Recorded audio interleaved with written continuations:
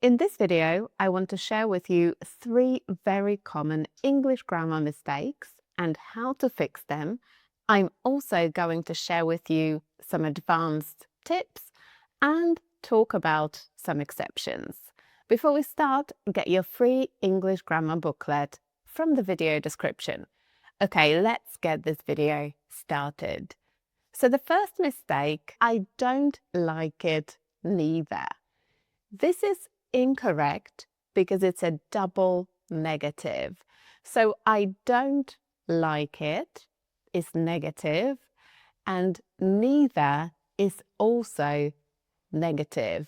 So there are 2 negatives.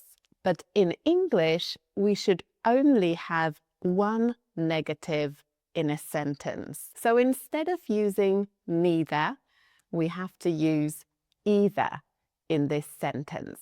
So I don't like it either. But what does it mean? So imagine somebody tells you, I don't like this cake. And you want to say the same thing. I don't like this cake. But instead of just repeating it, you can say, I don't like it either, which basically means you're acknowledging what somebody's just told you and you're saying that you're the same. So you also don't like the cake. I don't like this cake.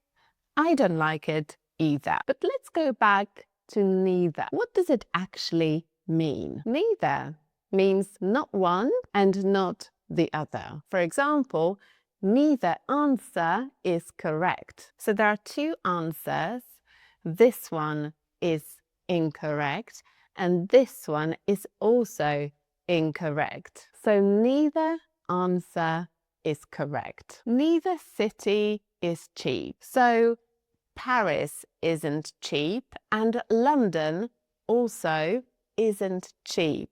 So neither city is cheap. And there are also the structures either or and neither nor, and I've got a separate detailed video about them. I have linked it in the video description, so make sure you watch it as well. Okay, mistake number 2. I arrived to the station.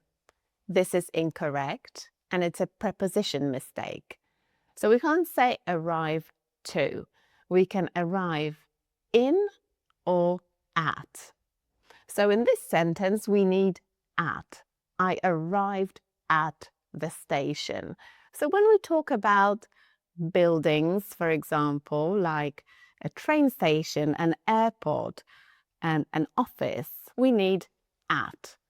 But when we talk about cities or countries, we need in. So I arrived at the train station and I arrived in Manchester. Prepositions are really difficult to learn, but there are some rules that you can learn to help you use them correctly. And I've got a special course that is just about prepositions, and I've linked it in the video description, so make sure you check it out if you want to learn prepositions better. And the final mistake, he stopped drinking. So this is not really a mistake. This sentence can be correct, but in some situations it's incorrect. It depends on what you're trying to say. So look at these 2 sentences. He stopped drinking coffee. He stopped to drink coffee. They are both correct, drinking and to drink, but the meaning is different.